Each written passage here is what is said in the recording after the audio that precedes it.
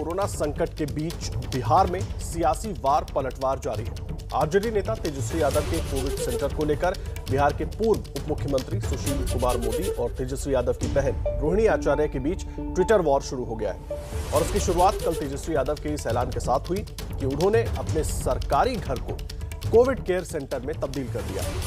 तेजस्वी के ऐलान करते ही सुशील कुमार मोदी उनके इरादे पर सवाल उठाने लगे और उनकी डॉक्टर बहनों के बारे में भी सवाल पूछने लगे।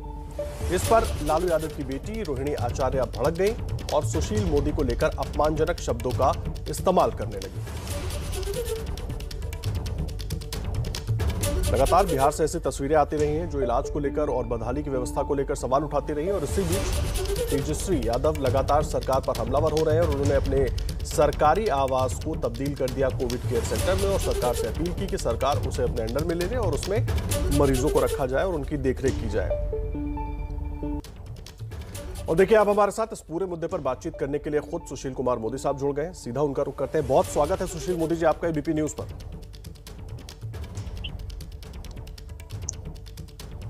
सुशील जी, अब तक मेरी आवाज पहुंच रही है?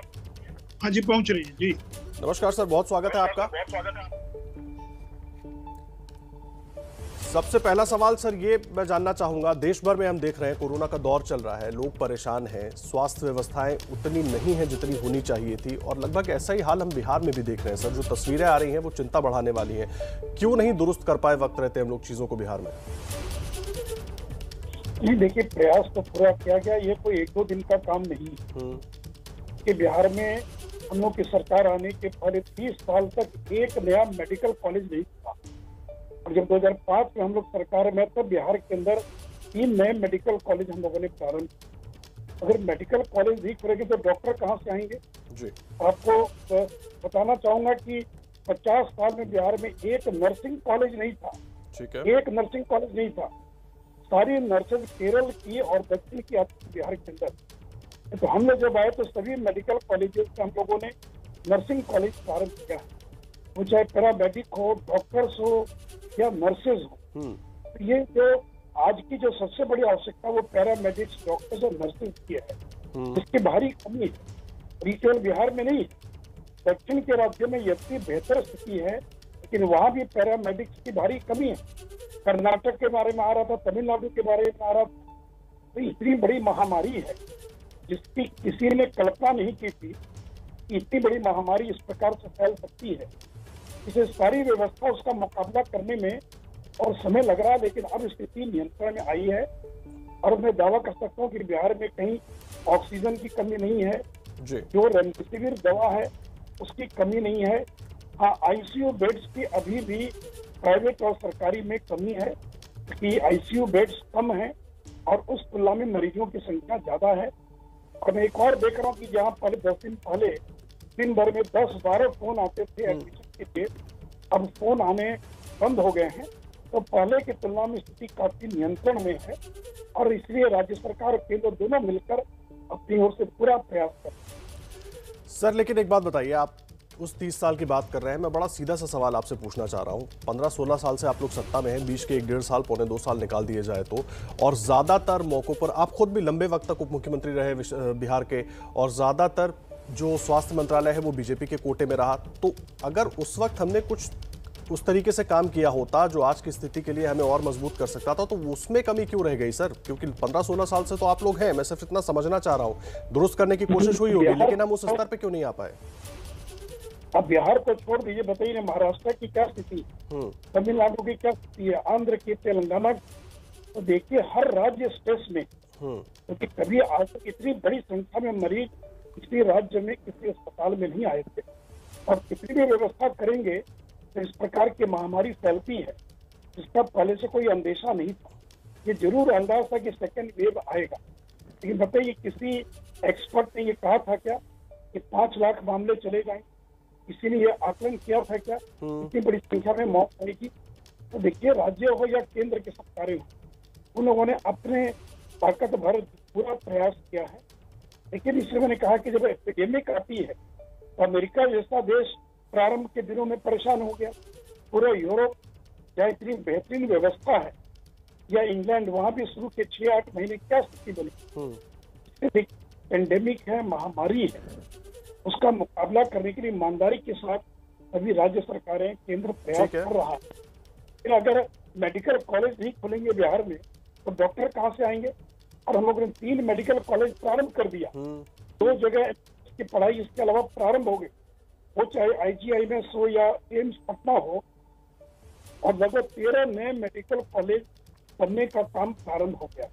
इसलिए देखिए, तो सबसे बड़ी चुनौती है आज के समय और डॉक्टर्स, पैरामेडिक्स की है। और काफी जिलों में तो डॉक्टर भी डरे हुए हैं, डॉक्टर भी भयभीत हैं, लेकिन पहले वेव की तुलना में बड़ी ईमानदारी से डॉक्टर्स काम कर रहे हैं और मैं उनको धन्यवाद देना चाहूंगा कि नर्सेज, डॉक्टर्स 1 साल हो गया, ठीक है, दिन रात वो लोग गरीबों की, मरीजों की सेवा करने का काम करते हैं। सर एक चीज मैं समझना चाहूंगा, बिहार में जीडीपी का स्वास्थ्य विभाग पर 2% से कम का भी बजट रखा गया था, इसके पीछे मकसद क्या था या क्यों इतना कम रखा गया था? और जब लालू राज के अस्पतालों पर आप लोग सवाल उठाते थे, उसका मजाक उड़ाते थे, लेकिन अभी 15-16 सालों में भी तो हम अपनी व्यवस्थाओं को उतना दुरुस्त नहीं कर पाए ना सर, कि तस्वीरें जो आती है वो बड़ी दर्दनाक है। तो मैं तो इसको स्वीकार करता हूँ, तो एक दिन में थोड़ी होगा, इसमें तो लंबा समय लगेगा। और बताइए ना कि जब पूरे देश के अंदर ही हेल्थ इंफ्रास्ट्रक्चर की जीडीपी पर 1.5-2% से ज्यादा कोई राज्य खर्च कर रहा है क्या? आज मुझे बता दीजिए, चाहे वो कोई राज्य हो, महाराष्ट्र है, तमिलनाडु है, कर्नाटक, आंध्र, कोई राज्य, वो जीडीपी का कितना खर्च कर रहा है? तो देखिए, परेशानी ये है कि 100 रुपया है, बिजली पहले लगाएं कि सड़क पहले बनाएं कि लोगों के लिए पीने के पानी का इंतजाम करें, कि शिक्षा का इंतजाम करें या स्वास्थ्य का इंतजाम करें। तो मैं किसी सरकार पर दोषारोपण नहीं कर रहा, लेकिन आज अगर बिहार के अंदर बिजली पहुंच गई और अगर अस्पताल खोल दिए होते, बिजली नहीं होती, तो क्या अस्पताल अब चला पाते क्या?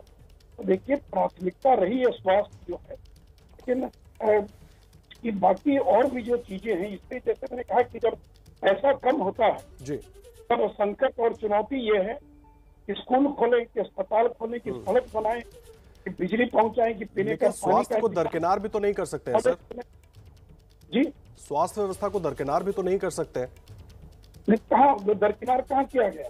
आप 2005 का बजट देखिए और आज का बजट देखिए, आज लगभग 12,000 करोड़ रुपए से ज्यादा का बजट इस साल बिहार सरकार ने और हेल्थ इंफ्रास्ट्रक्चर के लिए रखा है। इसलिए देखिए, ये तो पढ़ाई है काफी, और कई गुना ज्यादा इसके अंदर वृद्धि हुई है और आगे आने वाले दिनों में और बड़ी चुनौती है और सभी मिलकर इसका सामना करेंगे। देखिए, कोई एक राज्य का मामला नहीं, ठीक है, देश सभी राज्यों का मामला है और ये पूरे देश का मामला। सर एक चीज मैं समझना चाहूंगा, लगातार आप देख भी रहे हैं पूरे देश का हाल है, आप ठीक कह रहे हैं, मैं इस बात को भी मान रहा हूं, इसीलिए मैं बिहार की बात कर रहा हूं फिलहाल, तो बिहार पर थोड़ा सा फोकस मेरा ज्यादा है। पहली वेव के बाद दूसरी वेव के बीच हमें टाइम मिला था सर, उसमें हम क्यों नहीं चीजों का आकलन कर पाए, उनको थोड़ा दुरुस्त करने की कोशिश कर पाए? मैं ये नहीं कह रहा कि 100% सब कुछ ठीक हो जाता, लेकिन कुछ हद तक तो हम ठीक कर सकते थे सर, इतनी दिक्कतें लोगों को नहीं होती। तस्वीरें आपने भी बहुत सारी देखी होगी जो सोचने पर मजबूर कर देती है। मुझे आप ही बताइए ना, ये किसी ने भविष्यवाणी की थी क्या, ये आकलन किया था क्या कि ऑक्सीजन की इतनी बड़ी आवश्यकता पड़ेगी? किसी ने इस बात का आकलन किया था क्या कि रेमडेसिविर की इतनी बड़ी आवश्यकता पड़ेगी?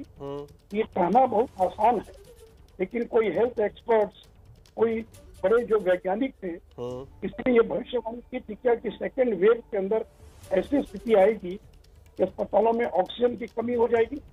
पहले वेव में तो ऑक्सीजन की कोई कमी नहीं हुई और पर्याप्त ऑक्सीजन थी, और कमी क्यों होगी?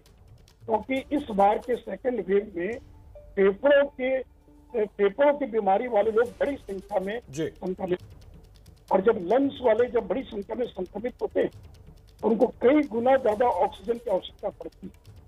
तो बात तो ये सही कि ये किसी ने भी आकलन, जबकि प्रधानमंत्री जी ने बार बार राज्यों को, और सर एक्सपर्ट्स तो हमारे कह रहे थे, सुशील मोदी जी एक्सपर्ट्स तो लगातार कह रहे थे कि हम सबको सचेत रहना, और पूरे देश के लिए कह रहे थे, ऐसा नहीं केवल बिहार के लिए, पूरे देश के लिए कह रहे थे। नहीं, एक्सपर्ट ने ये कभी कहा था क्या कि 9,000 मैट्रिक टन और ऑक्सीजन की आवश्यकता पड़ेगी? कि रेमडेसिविर का उत्पादन कंपनियों ने कम कर दिया क्योंकि उसकी बिक्री खत्म हो गई, और आज देखिए, आज रेमडेसिविर बाजार में आसानी से उपलब्ध है जी। आज ऑक्सीजन की पूरे देश में लगभग खत्म हो गई, इसलिए कहना बहुत आसान है। इसलिए जब वो कांग्रेस शासित राज्य हो या बीजेपी शासित राज्य हो, किसी ने भी इस बात का ये आकलन नहीं किया था कि ऑक्सीजन का इतना बड़ा संकट पैदा हो जाएगा। सर ये बात आप बिल्कुल ठीक कह रहे हैं, लेकिन तैयारी पर सवाल हम सबसे पूछ रहे हैं, ऐसा नहीं कि सिर्फ आपसे पूछ रहे हैं, सबसे पूछ रहे हैं, और इसीलिए बहुत अहम हो जाता है क्योंकि राज्य चाहे कोई भी हो, लोग परेशान है।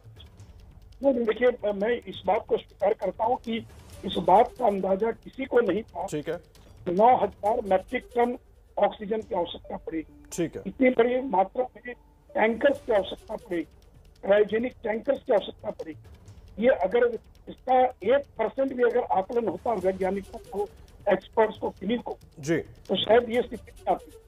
अब हम तीसरे वेव की तैयारी कर रहे हैं जी। अब आपने ब्लैक ठीक है सर। फंगस का परिणाम सुना था, 15 दिन पहले ब्लैक फंगस पहली बार जो है। उम्मीद करते हैं सर तीसरे वेव की जिसकी बात हो रही है, एक तो वो आए ना, और हम अगर आती है तो उसके लिए पहले से तैयार रहे। बहुत धन्यवाद आपका हमारे साथ बातचीत करने के लिए, तमाम चीजों पर और पूरी स्थिति स्पष्ट करने के लिए बहुत धन्यवाद सुशील कुमार मोदी जी।